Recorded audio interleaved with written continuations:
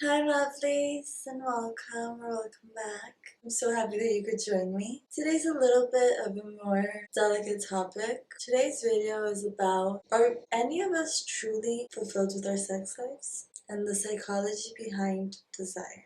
The true profound gap between fantasy and reality. I've been celibate. I was celibate for the past maybe 5 years. I know a few people commented on my videos like, you can't be celibate after having sex. I'm not quite sure what the specific term is. I think it's celibacy. It's like kind of like abstaining from having sex. And it's funny to me because I was on so many different sides of like the intimacy spectrum and my vision upon it. And now that I've decided to stop being celibate, I've been so disappointed, extremely disappointed with the experiences I've had. I'm gonna do a video about like the psychology behind how celibacy makes being like having intimacy and relationships with others so much more complex. But for now, we just want to talk about just intimacy as a whole, how we interact with it, how so many of us are left unfulfilled,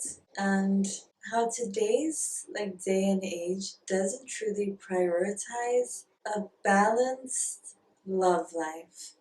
It promotes a lot of things that leave us feeling depleted, confused, and underwhelmed. So, answering the question, are we ever truly fulfilled with our sex lives? I would say for me personally, before I started trying to open myself up to intimacy with others, I was way more fulfilled, happy, and I think replenished as a whole with myself and my intimate individual experience with intimacy. But I realized that men have a very tainted vision of intimacy and pleasure and don't truly prioritize woman's pleasure. There's so much perversion nowadays, and I think the porn industry really works to that favor of the perversion and the forceful and distasteful things that plant really terrible seeds in the unconscious of so many people out there. And I think it's kind of just insane to think I have spent so much of my time in my 20s, like the past 5 years, not really even considering this at all, which is pretty uncommon, to now be faced with the reality that so many women are going through bad experiences sexually and are unfulfilled, and women's pleasure as a whole is such a taboo topic. I know that a lot of men watch my videos, so this is maybe more for the girls, but maybe you guys want to stick around to inform yourself about something. I don't know, I think it's pretty bizarre that you could engage with someone and act of such vulnerability and not be concerned or truly devoted to that person's pleasure. I got a little script made and I was thinking of touching on a few different topics. Maybe I'll still read some of the information that I put down, but I think I'm just going to speak a little bit from the heart. I know that I have lots of friends that experience insatisfaction in their own relationships and in their sexual experiences, and I have to say, as a woman, it honestly makes me want to cry a little bit because I forgot how complex it becomes when you add another person into the equation, and how used and undervalued you can feel, and how unprepared and unconcerned men are with women's pleasure as a whole. It's really scary to be a woman in today's day and age, and there's so much dense sexual energy, and there's so much sexual energy being thrown everywhere when the intent is just to go on living our normal lives. And I think things are just overly sexualized and sexualized without need, and it becomes really scary to be a woman.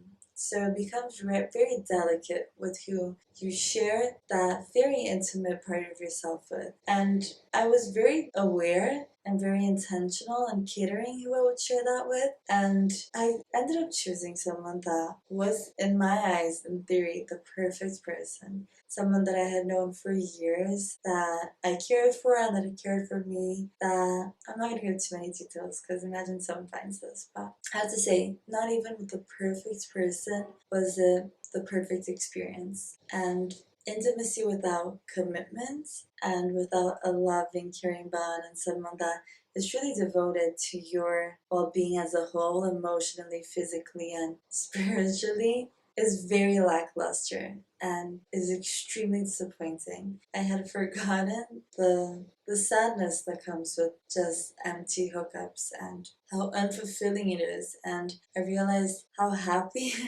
how much happier I was when I was celibate without engaging with people's energies and the density of it all.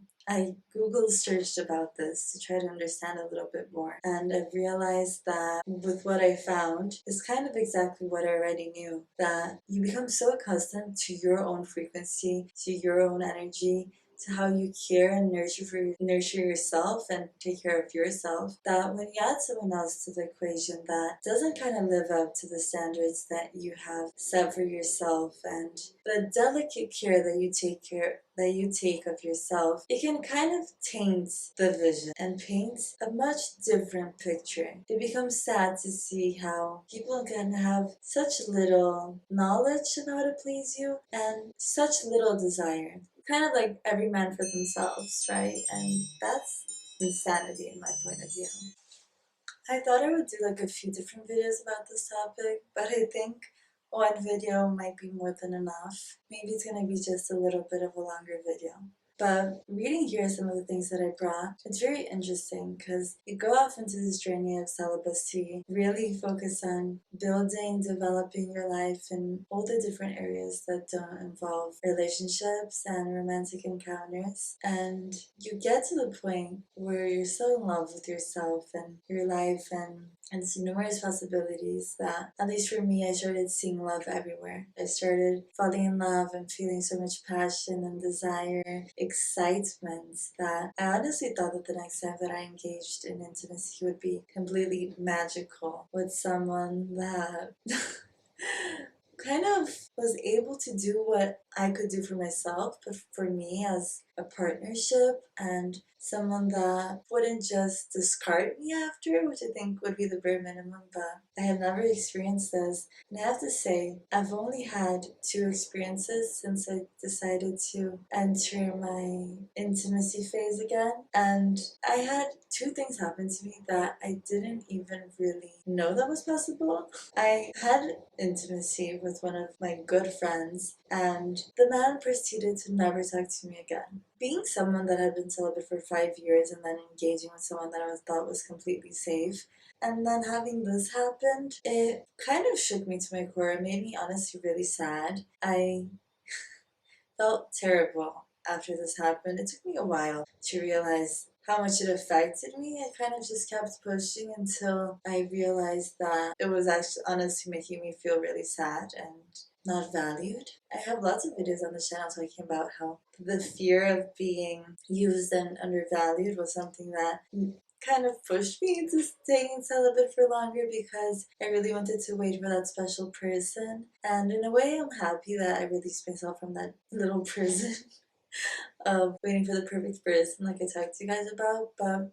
it just shocked me with the reality that a lot of people are not spiritually and emotionally connected to themselves, therefore can't really connect to others. And the other experience that I have had, I hope he doesn't find this because he was honestly such a nice guy, but I think the experience lasted less than a minute. I have to be honest, after he left, I was like, oh, like, no, it's like fine. I guess these kind of things happen and whatever. But I sat there and I cried. I realized, is this happening to you guys also? Are these terrible sexual experiences happening all around the world? And why are men like this? What is possessing these men to act in this way? Do they have like no respect for us women? No care and empathy and Like, do they only care about themselves? Like, I don't know if this is like the most self-centered, I'm just confused. I forgot that men interacted like this with people, and I forgot how unfulfilling it can be to engage in intimacy with men. And I'm honestly appalled.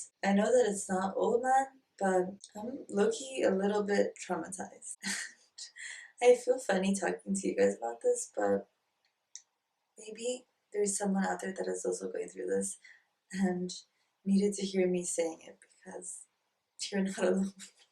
Okay, so I'm gonna read these things that I wrote down and Google search for you guys because I think they're pretty interesting. During celibacy, your relationship with intimacy becomes entirely theoretical. You're dealing with a fantasy, memory, and spiritual concepts, not the messy human reality. This leads to hyper-idealization, the spiritualism of sex. When sex is withheld for personal growth, we project incredible spiritual power onto the next encounter. We expect the physical act to validate all the emotional work we did. The expectation is no longer pleasure, it's enlightenment. Memory editing. Absence makes the heart grow fonder and the mind grow blurrier. Our brain tends to edit the past sexual experiences, filtering out awkward parts and amplifying the best moments. You're aiming for a highlight reel that never actually existed. Pressure to perform. Because you have leveled up spiritually, you feel immense pressure to prove that the celibacy works. This pressure creates anxiety, and anxiety is the fastest killer of genuine intimacy. The first step to healing the disappointment is realizing that no human encounter could ever live up to the fantasy, spiritual expectation that you have created over months or years. Celibacy profoundly shifts your physical and energetic state. When you finally re-engage, two biological factors can cause disappointment. Hypersensitization of the nervous system. During celibacy, your nervous system calms down. You become hyper aware of your own subtle energy. When you introduce a new person's energy, it can feel overwhelming, disruptive, or even aggressive. Your body is reacting to the intensity of the energetic merge, not necessarily the quality of the partner. The loss of the self-contained bubble. Celibacy creates a self-contained energetic loop. Your pleasure, your focus, and your energy are entirely internal. Intimacy requires vulnerability and co-regulation, releasing the control and letting another person in. The initial disappointment is often just your system mourning the loss of the predictable internal peace. Real intimacy, especially with a new partner, requires building sexual communication and trust. After a long break, you expect instant chemistry, but you often need time to relearn how to share your body and mind with another. You haven't failed, your body is just experiencing a significant energetic adjustment. Stop seeking the spiritual summit and aim for genuine mutual connection. Acknowledge that real intimacy involves awkward, mixed cues and learning. The beauty is in the shared effort, not the flawless execution. The real disappointment wasn't the sex itself. It was the realization that the magic wasn't external. The magic is the deep, peaceful self-worth that you have cultivated during celibacy. Amazing. The last thing I'd like to discuss in this video before closing it out, because honestly, I'm a little cringed by talking about this. I think it's because it's a very sensitive and delicate topic, but it's the pleasure gap and why men don't prioritize female pleasure. If you're a woman, chances are that you've experienced this. The intimacy has come to an end and you're left there feeling confused, flustered, unsatisfied, and wondering if is it over?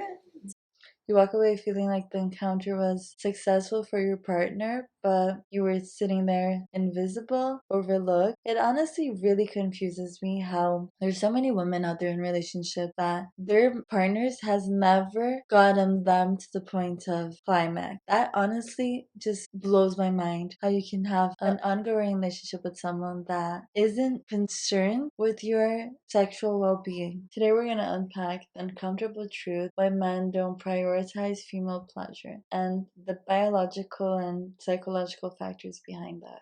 The first barrier to this is purely biological. Male's arousal is typically more direct and linear, leading to a faster orgasm. So for men, it's something pretty more physical.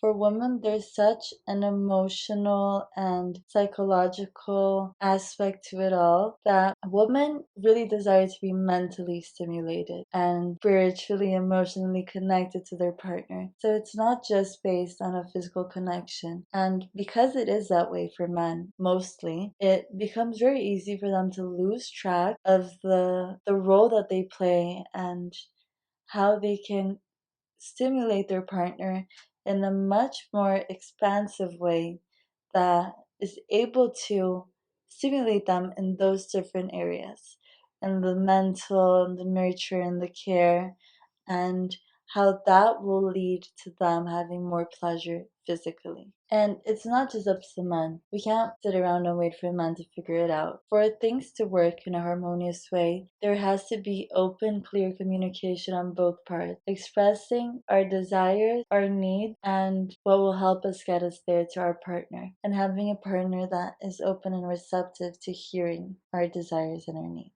It's time to demand our pleasure is a matter of equity and respect. It moves intimacy from a space of transaction to a space of true partnership. If your partner is resistant to talk about your pleasure, that is a big indicator of a red flag. That's a red flag about their maturity and not your desirability. A partner that genuinely values you will be open, receptive, and excited to help you achieve the pleasure that you deserve. Never settle, and I hope that we can embark on a journey to better sex with partners that respect and care for us, and remember the importance of choosing the right ones to share it with. Because sex can be magical, but it can also be very underwhelming. So don't think that because you're not having sex, you're missing out, and that everybody out there is having an amazing sex like I did, because it might not be the case. Love you. Bye.